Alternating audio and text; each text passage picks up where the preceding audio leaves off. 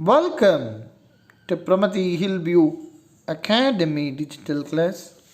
Dear students, today I am going to teach you a very beautiful lesson, a truly beautiful mind. A truly beautiful mind chapter is about Albert Einstein.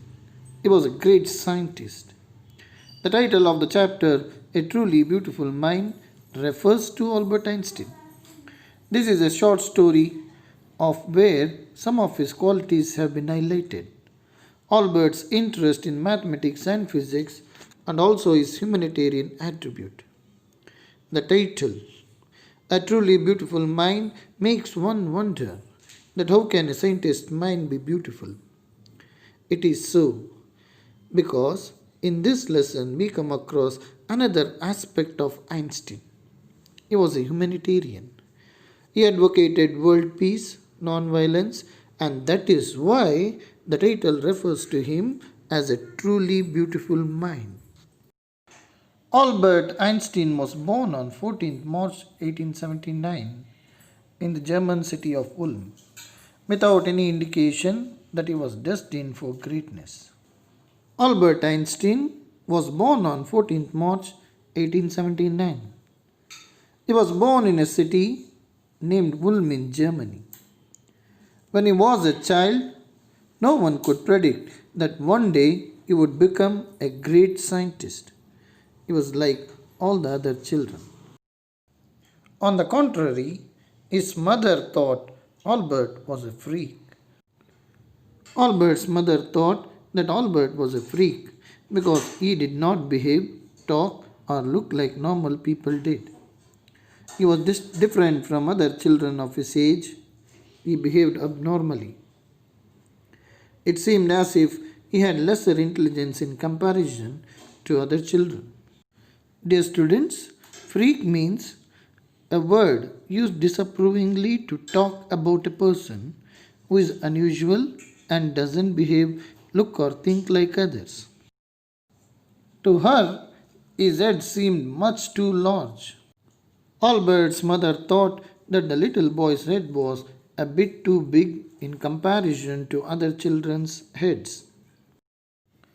At the age of 2.5, Einstein still wasn't talking.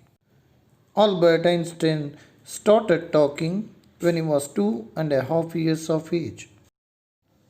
When he finally did learn to speak, he uttered everything twice. Dear students, uttering means speaking. Finally, when Einstein started speaking, he used to repeat the words. Einstein did not know what to do with other children, and his playmates called him Brother Boring.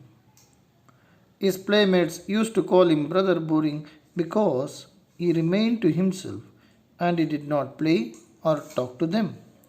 So the youngster played by himself much of the time. Here, the author says that Einstein remained to himself all the time, used to play with him himself only, as friends did not like him. He especially loved mechanical toys. Dear students, here pronoun he refers to Albert Einstein. From the very beginning, since Albert Einstein's childhood, he loved mechanical toys. Such toys in which some kind of machinery is used, such as automated cars, automated airplanes. Looking at his newborn sister Maja, he said to have said, "Fine, but where are her wheels?" When his sister was born, he looked at her. He could not see her feet. He was wondering where the baby's wheels were. That means the feet of the baby. As Albert Einstein used to play with toys, and all the toys had a set of wheels. To him, Maja seemed to be a toy, and so he might have thought that where were her wheels? A headmaster once told his father that what Einstein chose as a profession wouldn't matter because he will never make a success at anything. The headmaster of Einstein's school told Einstein's father that Einstein would never be successful in whatever profession he chose. Einstein began learning to play the violin at the age of 6. because his mother wanted him to. He later became a gifted amateur violinist, maintaining this skill throughout his life. Einstein was a very good violinist. He learned playing the violin at the age of 6 because his mother wanted him to learn to play it. All his life, he was an amateur violinist. He played violin as a hobby, not as a profession. But Albert Einstein wasn't a bad pupil. He went to high school in Munich, where Einstein's family had moved when he was 15 months old and scored good marks in almost every subject. Dear students, pupil means student. Albert Einstein was a very good student.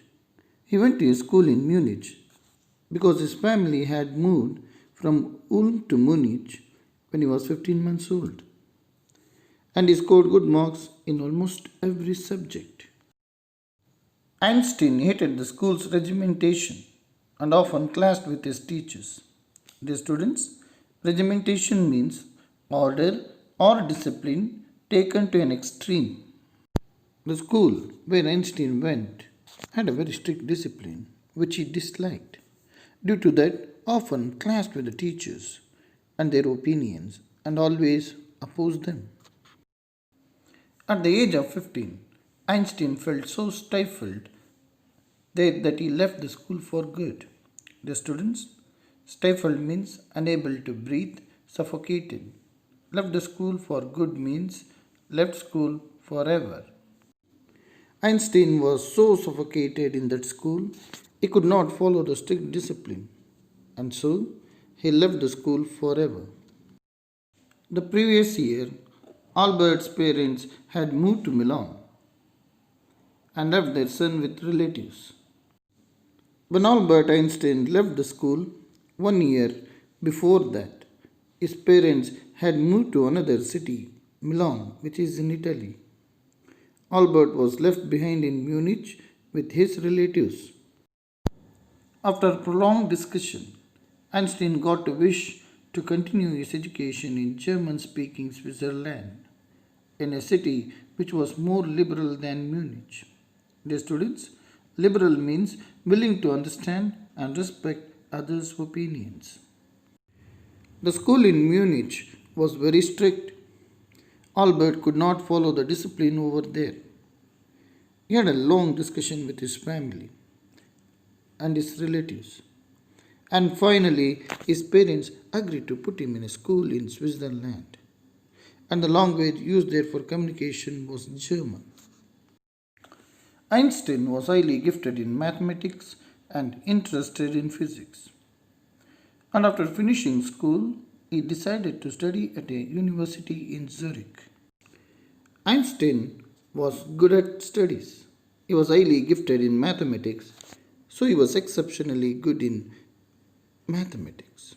And he also had interest in physics. Once he finished school, he joined the university in Zurich. Science wasn't the only thing that appealed to the dashing young man with the walrus mustache. Walrus is a shape of mustache. Science wasn't the only thing that appealed to Einstein, who was a very handsome young man. Other than science, he had interest in something else also. He also felt a special interest in a fellow student, Mila Marek, whom he found to be a clever creature. Other than maths and physics, Albert Einstein liked one of his fellow students. Her name was Mila Marek. He thought that she was very clever, sharp, and intelligent. This young Serb had come to Switzerland because the university in Zurich was one of the few in Europe where women could get degrees. They met at the University of Zurich. Mila Marek belonged to Serbia, and that's why she is called a Serb. She came from Serbia to Switzerland because the university in Zurich was one of the few universities in Europe which gave degrees to female students. Einstein saw in her an ally against the Philistines, those people in his family and at the university with whom he was constantly at odds. Dear students, ally means a friend or an associate. Philistines means a word used disapprovingly to talk about people who don't like art, literature, or music. Einstein felt that Mileva was a friend because she also liked art, literature, or music. Both shared this common interest. In those days, having interest in art, literature, or music wasn't considered to be a good thing. So, those people who were interested in art, literature, or music used to call their opponents Philistines. Albert Einstein's family and many people in the university were not in favor of this. So, against such people, Albert Einstein and Mila Marek's unity helped them face the situation. The couple fell in love. Let us survive in which they put their affection into words, mixing science with tenderness. Wrote Einstein, "How happy and proud I shall be when we both have brought our work on relativity to a victorious conclusion." Albert Einstein and Mila Marek fell in love and exchanged love letters to express their feelings. They used to write such kinds of letters where they used to mix science with their feelings. At one instance, Einstein talked about his scientific invention and said that he would be very proud on that day when they would finally conclude their paper on the theory of relativity. At 1900, at the age of 21, Albert Einstein was a university graduate and unemployed. He worked as a teaching assistant, gave private lessons, and finally secured a job in 1902 as a technical expert in the patent office in Bern. While he was supposed to be assessing other people's inventions, Einstein was actually developing his own ideas in secret. It is said to have jokingly called his desk drawer at work the Bureau of Theoretical Physics. In the year 1900, Albert Einstein was 21 years of age and he completed his graduation from the university but was unemployed. From 1900 to 1902, Albert Einstein was working as a teaching assistant and gave private lessons also. Finally, in 1902, he got a job in Bern. Bern is a city in Germany. He got the job of a technical officer in a patents office in Bern. Einstein was supposed to check the inventions done by other people and give them a patent. On the other hand, secretly he was making his own inventions too. Einstein later said the desk on which he worked was the office of theoretical physics because there only he started working on his inventions.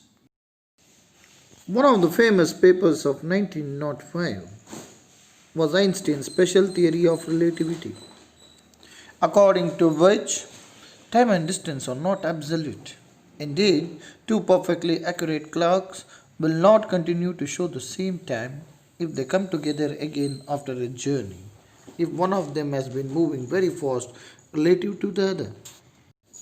From this followed the world's most famous formula, which describes the relationship between mass and energy, E is equal to mc square.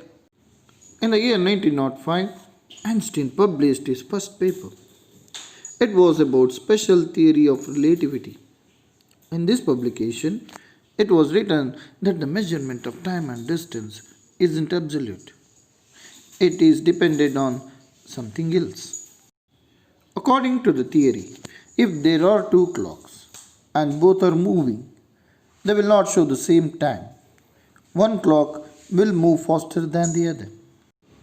This theory of relativity gave us this basic formula of physics, E is equal to mc square. E stands for energy, m for mass of the object, and c for the speed of the light in a vacuum. While Einstein was solving the most difficult problems in physics, his private life was unraveling. Albert had wanted to marry Mileva right after finishing his studies, but his mother was against it. She thought Mileva, who was 3 years older than her son, was too old for him. She was also bothered by Mileva's intelligence. She is a book like you, his mother said. Einstein put the wedding off. Albert Einstein wanted to marry Mila Marek soon after finishing his studies. But his mother, Pauline Einstein, was against this. She thought that Mila Marek, who was 3 years elder to Albert Einstein, was very old for him. She thought that Mileva was very intelligent to be a wife, and she told Einstein that Mileva is also like a book and was similar to him. As his mother was against this marriage, he cancelled his wedding with Mileva. The pair finally married in January 1903 and had 2 sons. But a few years later, the marriage faltered. Mileva, meanwhile, was losing her intellectual ambition and becoming an unhappy housewife. After years of constant fighting, the couple finally divorced in 1919. Einstein married his cousin Elsa the same year. Albert Einstein married Mileva Marek in the year 1903 and they had 2 sons. But their marriage ultimately failed. As Mileva Marek was very intelligent, being a housewife, she could not cope up with her ambitions. She could not fulfill her ambitions, and so she started becoming unhappy. Mileva was unhappy from this marriage. She could not fulfill her career dreams. So, finally, in the year 1919, after prolonged fighting, both of them separated. Later, Einstein married the second time. He married his cousin Elsa. Einstein's new personal chapter coincided with his rise to world fame. In 1950, he had published his general theory of relativity, which provided a new interpretation of gravity. An eclipse of the sun in 1919 brought proof that it was accurate. Einstein had correctly calculated in advance the extent to which the light from fixed stars would be deflected through the sun's gravitational field. The newspapers proclaimed his work as a scientific revolution. In the year 1915, he published one more paper which was based on general theory of relativity, which gave a new interpretation to gravity. In the year 1919, there was a solar eclipse which proved that Albert Einstein's general theory of relativity was correct. Albert Einstein had calculated in the year 1915 that in the year 1919 there would be a solar eclipse. Due to it, the apparent position of the stars would change to some extent. His calculation was accurate. So it was announced that Albert Einstein's work was a scientific revolution. Einstein received the Nobel Prize for Physics in 1921. He was showered with honors and invitations from all over the world and lauded by the press. Dear students, let me give a bit of information about Nobel Prize. The Nobel Prize was based on the will of the famous Swedish scientist, a scientist who belongs to Sweden, Alfred Nobel. It was established in 1895 and the first Nobel Prize was given in the year 1901. Such a prestigious award was won by Einstein for physics in the year 1921. He was honored and was invited to various places all over the world. Even the press praised him. When the Nazis came to power in Germany in 1933, Einstein emigrated to the United States. 5 years later, the discovery of nuclear fission in Berlin had American physicists in an uproar. Many of them had fled from fascism just as Einstein had. And now they were afraid the Nazis could build and use an atomic bomb. So, in this paragraph, let us try to understand what the author has tried to say. In 1933, when Germany came under the power of Nazis, the famous Nazi ruler was Adolf Hitler, as everybody knows. At that time, Einstein left Germany and shifted to United States of America forever. After 5 years, the Germans discovered the process of nuclear fission, the process through which nuclear bombs or atomic bombs are made. This process was prepared in Berlin. Due to this, all the physicists in America were upset as they feared misuse of the technology. Many of the scientists tried to escape to America because of fascism. Dear students, fascism was a dictatorial concept which was started in Europe from Italy by the rule of Benito Mussolini. All the scientists were afraid that the Nazis could misuse the atomic bomb.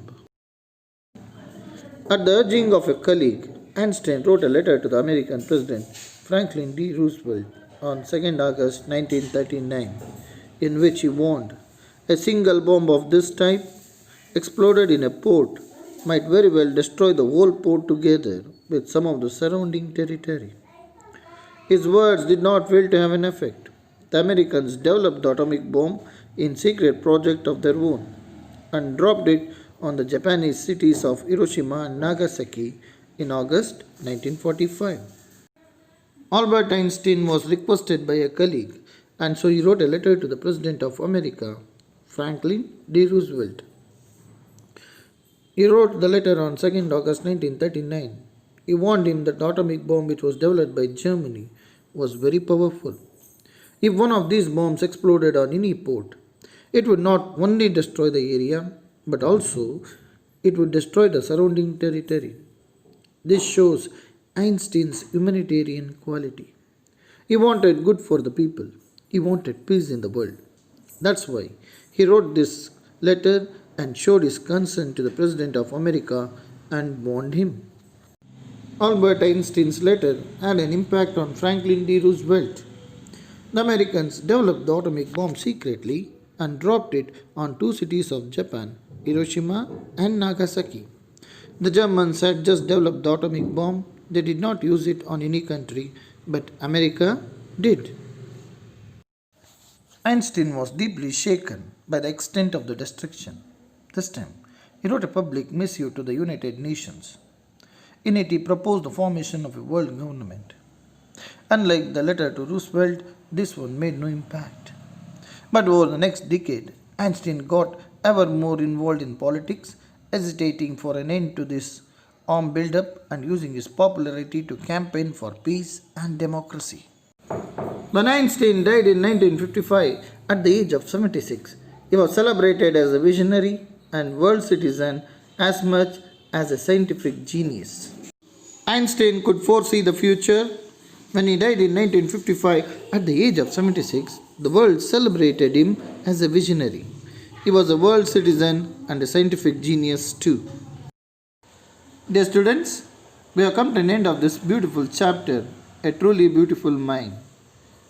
This particular chapter is a brief sketch of the life and achievements of the great genius Albert Einstein. This chapter reveals that extraordinary personalities with exceptional intellectual capabilities are not necessarily noticed during the early years. The author focuses on two aspects of Einstein's personality, as a scientist and as a human being. As a scientist, his marvelous discoveries created a revolution, and as a human being, he worked towards peace and democracy in the world. Such a great soul and a great human being our Albert Einstein is. Dear students, I hope you all have enjoyed and understood this lesson. I am going to come up with another chapter. Until then, bye children. Thank you.